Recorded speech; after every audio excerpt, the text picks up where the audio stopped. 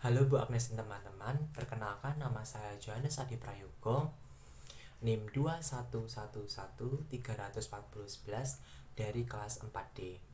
Pada kesempatan ini, saya akan menjelaskan tentang rancangan media pembelajaran konvensional saya yang saya buat, yaitu Papan Dura Pintar. Yuk simak penjelasannya. Yang pertama tentang identitas kelas, tema, subtema, dan mata pelajaran. Saya mengambil kelas 3 semester 2, tema 7 tentang perkembangan teknologi, subtema 2 tentang perkembangan teknologi produksi sandang, pembelajaran 5, muatan pelajaran PPKN dan Bahasa Indonesia. Selanjutnya, tentang kompetensi dasar, indikator, dan tujuan pembelajaran. Kompetensi dasar untuk mata pelajaran PPKN 2.3 menampilkan kebersamaan dan keberagaman karakteristik individu di lingkungan sekitar.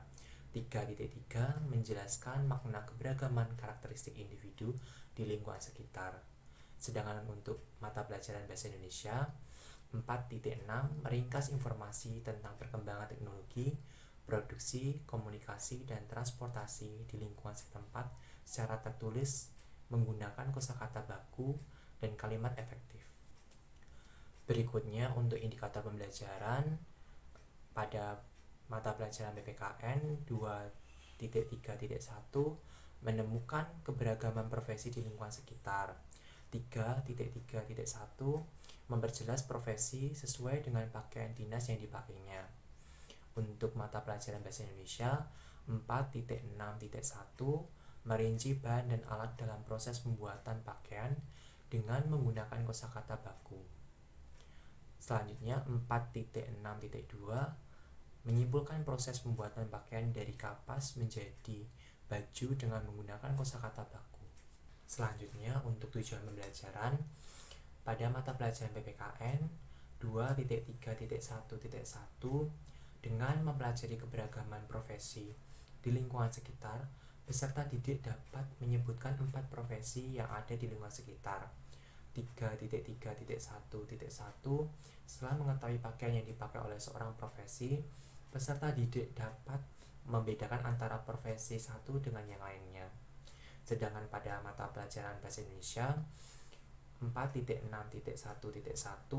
dengan mempelajari proses pembuatan pakaian, peserta didik dapat menyebutkan bahan dan alat yang digunakan dalam proses pembuatan pakaian dengan menggunakan kosakata yang baku. 4.6.2.1 setelah mempelajari proses pembuatan pakaian, peserta didik dapat membuat laporan yang berisikan proses pembuatan pakaian dari kapas hingga menjadi baju dengan menggunakan kosakata yang baku. Oke, selanjutnya kita akan membahas tentang rancangan media pembelajaran Papan Dura Pintar yang terdiri dari alat dan bahan. Alatnya terdiri dari gunting, lem, pines, penggaris, spidol berwarna, pensil, dan penghapus. Sedangkan untuk bahannya terdiri dari styrofoam, kertas berwarna, gambar-gambar tentang baju profesi, dan gambar tentang proses pembuatan baju. Di samping saya ini merupakan gambaran rancangan media pembelajaran profesional saya, yaitu Papan Dura Pintar. Selanjutnya, tentang deskripsi media yang dikembangkan. Media pembelajaran yang saya kembangkan, saya memberi nama Papan Dura Pintar. Media ini terbuat dari bahan styrofoam.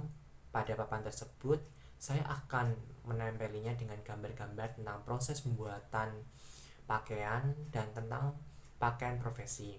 Serta tak lupa saya akan menambah hiasan, yaitu gambar kartun Dora sejumlah 2 yang saya desain dengan menambahkan bentuk kotak yang menyerupai tas, dimana dalam tas Dora yang pertama berisi nomor, sedangkan tas Dora yang kedua berisikan beberapa profesi. Untuk media ini terdiri 2 aktivitas. Yang pertama berada di atas. Pada kegiatan pertama, meminta peserta didik untuk mengurutkan sesuai dengan proses pembuatan pakaian dari awal hingga menjadi baju, disesuaikan dengan nomor urutannya yang diambil pada tas Dora yang pertama. Sedangkan untuk aktivitas kedua, meminta peserta didik mengambil kertas profesi yang berada di tas Dora yang kedua, lalu menempelkannya dengan pakaian yang sesuai dengan kertas yang diambil. Berikutnya, Kebaruan media yang kalian kembangkan dengan media yang sudah ada sebelumnya. Pada media yang saya buat terdapat pembaruan, yaitu dengan saya memperbanyak gambar baju profesi dan saya juga menambahkan gambar kartun Dora akan menarik, yang sebelumnya hanya menggunakan amplop saja atau kotak dari kertas. Dengan saya melakukan pembaruan seperti itu, diharapkan peserta didik dapat tertarik pada media yang saya buat. Selanjutnya, tentang deskripsi langkah-langkah kegiatan pembelajaran dengan menggunakan media pembelajaran yang dikembangkan. Langkah yang pertama, guru memperlihatkan dan menjelaskan cara kerja penggunaan media papan Dora Pintar kepada peserta didik.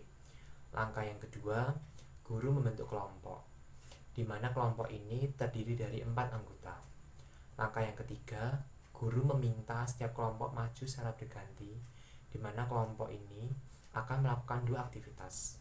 Langkah yang keempat, pada aktivitas pertama, kelompok diminta untuk mengambil nomor pada tas Dora yang pertama, di mana tas ini berisikan nomor untuk mengurutkan proses pembuatan pakaian dari kapas hingga menjadi baju, dan menempelkannya pada gambar dengan menggunakan pines. Langkah yang kelima, setelah kelompok melakukan aktivitas yang pertama, kelompok melanjutkan ke aktivitas yang kedua.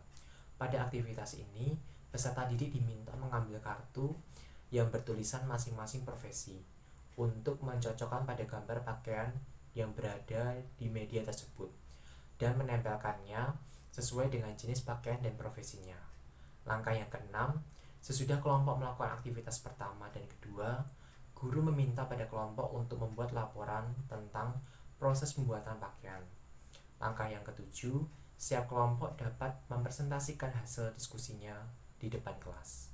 Langkah yang kedelapan, setelah itu guru memberikan refleksi pada pembelajaran yang telah dilakukan.